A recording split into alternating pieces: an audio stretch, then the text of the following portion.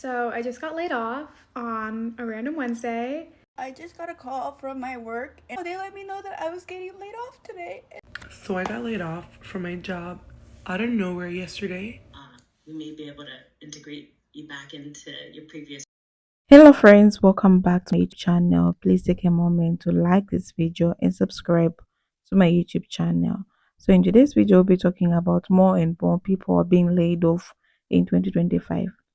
So the year 2025 has been a tough one for millions of workers across the globe, with mass layoffs shaking up nearly every industry, from tech to retail chains, from healthcare to finance.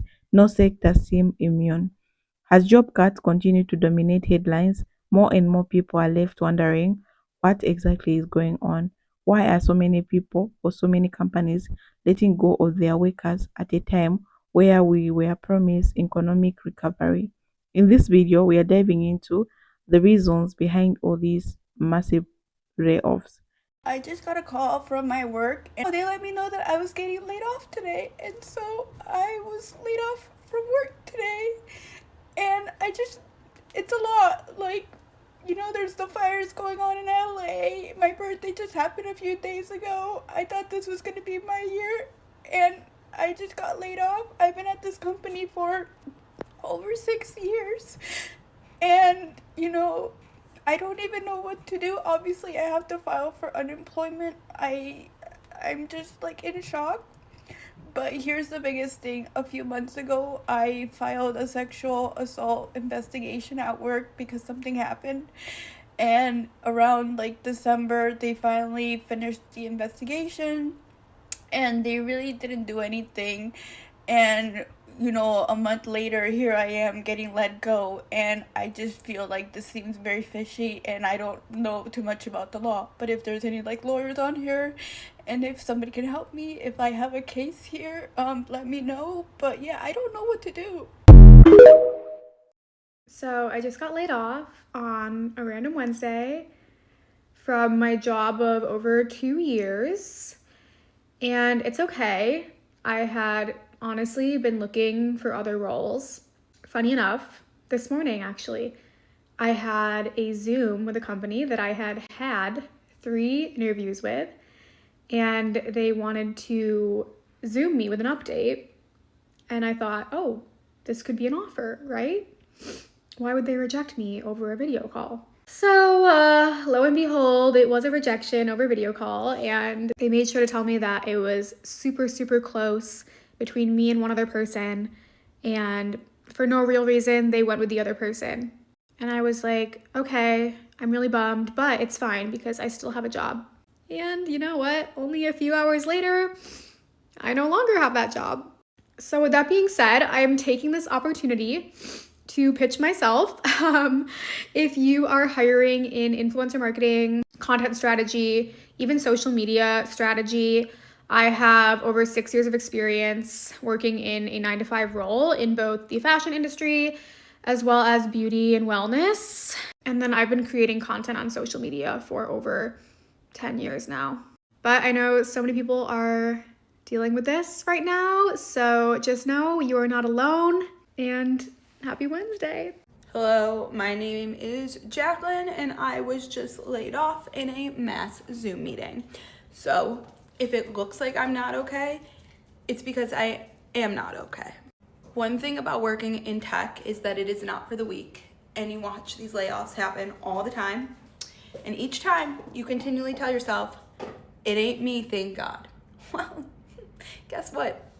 It was me this time. I am a 30-year-old with 2 master's degrees, an undergraduate degree, all in marketing. And now I am unemployed and continuing to post on TikTok. I knew my company was having struggles. We couldn't push our pipeline down from top of funnel to any closed one. So I would say it was a surprise that they were doing a restructuring, but it absolutely was not. What was a surprise is that I was told that I was okay, and I was absolutely blindsided this morning at 11 a.m. with a 10-minute meeting on my calendar where people in the higher executive crew that I've never met before told a group of 15 of us or so, while another group of 15 was meeting with other people, that we were all laid off from the company. This is nothing new. You've seen many of people on this app post about being laid off. So now I'm just joining those masses instead of the other masses that are continuing to work. However, I will have very different things to be thankful for this Thanksgiving season. So my content on here might be a little depressing for a day or so, or it's just gonna be completely manic. I'm not entirely sure. Haven't decided yet. I'm waiting for a phone call from HR to tell me if there is any form of severance package. And you bet your ass I'm gonna fight for one. Probably not, because I'm literally scared of people, and I probably won't, but when I talk to my phone, I act like I'm a hard ass, but I'm not. Yeah. So I'm hashtag open to work, kinda, sorta. Need to update that resume. But I guess I'll have a lot more free time to be posting on here. And benefits will go through the end of March. And following that, you will be offered a severance package.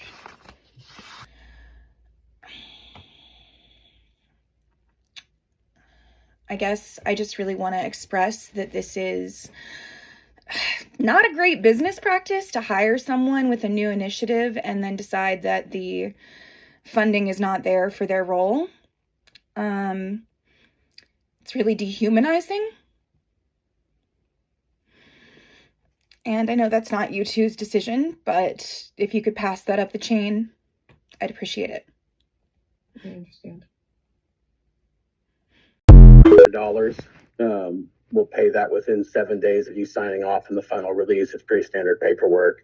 Can I get your personal email address for us to send that letter to? LindsayAxe@yahoo.com. All right, perfect. In terms of logistics, we'll call today your last day. You don't have to join any extra meetings, and we obviously can be done actually when we wrap up this call. We'll have you return any company property. You can coordinate that with Lisa. It should be pretty easy. I recognize that you probably did not expect to have this call this morning, and you'll probably have questions that are forming in your mind now or will come up in the coming days. You're welcome to email me or Lisa with those. You can call us. If there's anything specific I can answer for you now, I'm happy to try to do so. I'll answer what I can. It's also fine if you want to take some time and kind of process everything and then get back to us. That's up to you.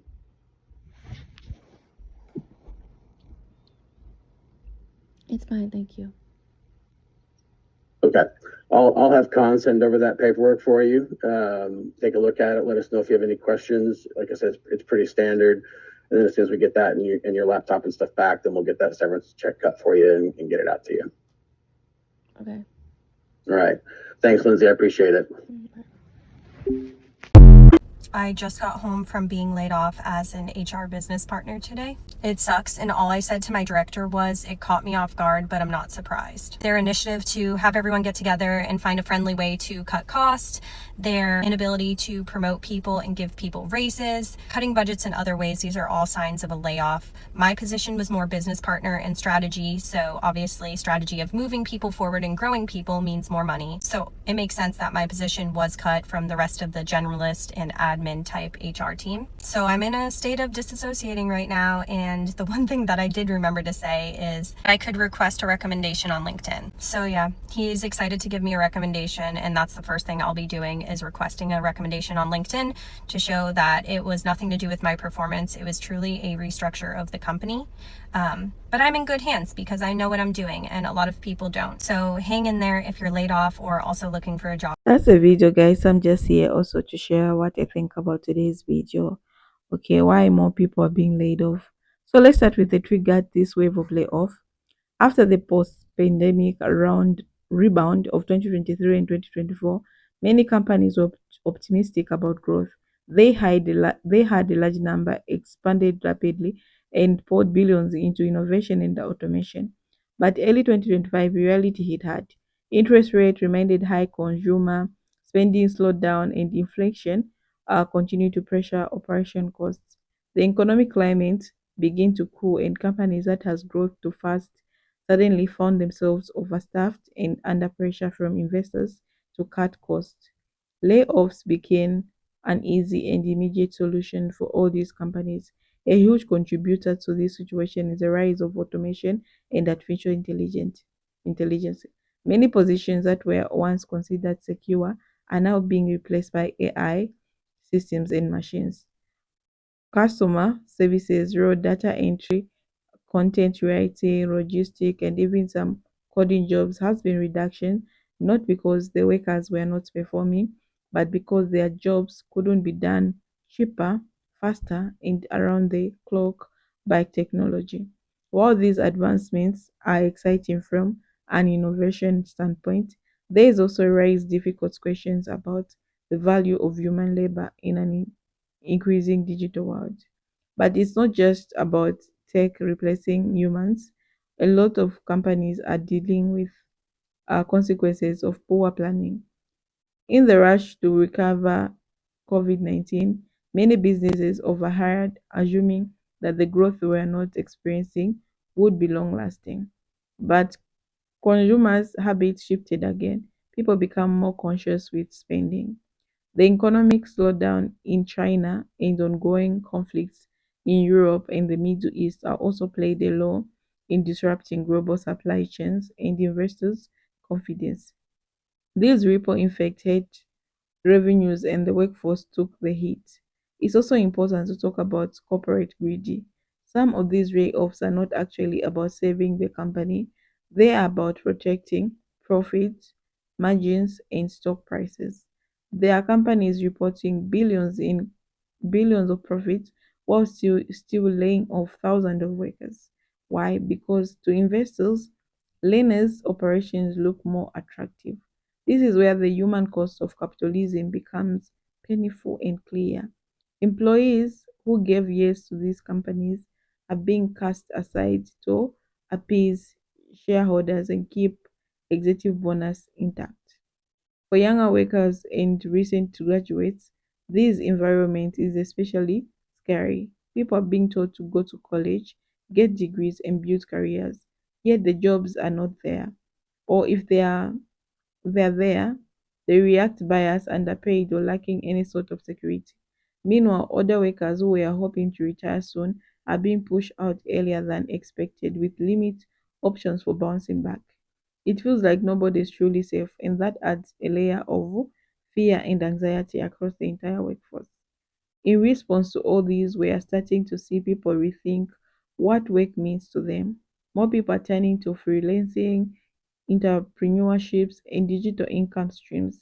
The rise of platforms like TikTok and YouTube, the creator economy, and remote work opportunities are giving people new options, but those paths come with their own risky and uncertainty. Not everyone can become a full time content creator or remote worker, and even those jobs can disappear overnight with policy changes or platform algorithms. It's also important to recognize the mental toll these mass layoffs are taking, okay? Losing your job is not just about income, it's about identity, routine, self-worth, and security. The rise in depression, anxiety, and burnout in 2025 is closely tied to economic instability.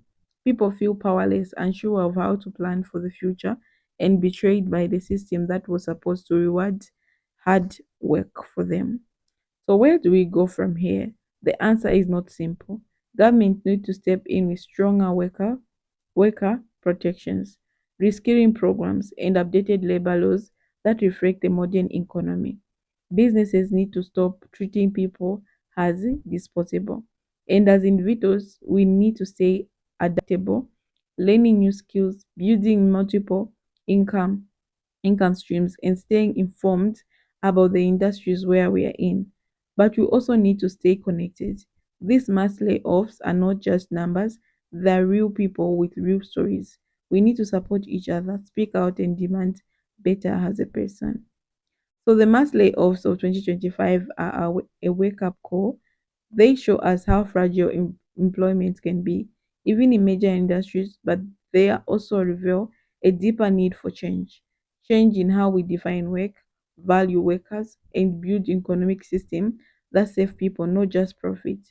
If you're watching this video and you've been laid off, you're not alone. You're not a failure. You're being part of a bigger movement of people waking up and realizing that the old rules don't work anymore. Okay, so another thing that I want to talk about is we've seen a lot of people crying on TikTok. Okay, they come so open, telling people that I've been laid off today. And someone with one of the stitches in this video, she was laid off in the middle of her shift. So how do you expect someone to survive this time? Because you have rent coming and you're calculating in your head like, when I get my paycheck, I'll be able to pay my rent, I'll be able to do one ABCD, and all this. And in the middle of the month, someone is already telling you that you've been laid off for your work. So how do you expect people to act normal or to survive or not being depressed? Because I've seen a lot of people coming on TikTok crying. Some they're even taking alcohol for that.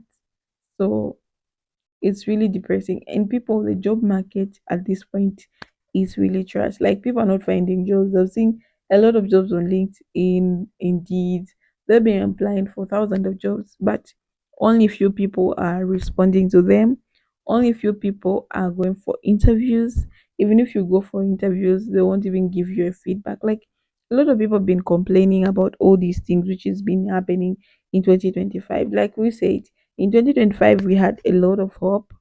We thought that the economy is going to get better, the wages are going to go up. Like we're thinking like we are going to do better. And Gen Zs and millennials are very like scared at this point. This is why Gen Zs they don't even want to buy houses because they don't want to pay a lot of money for nothing. Like people are just waking up, and we've seen a lot of people moving out from their lovely countries, going to other countries for them just to live, for them just to live at once. Because when you live in these countries, the system is always on your neck. Just imagine, like, everything is just crazy. People now they are like, okay, this is too much. So that's a video, guys. See you in the next episode.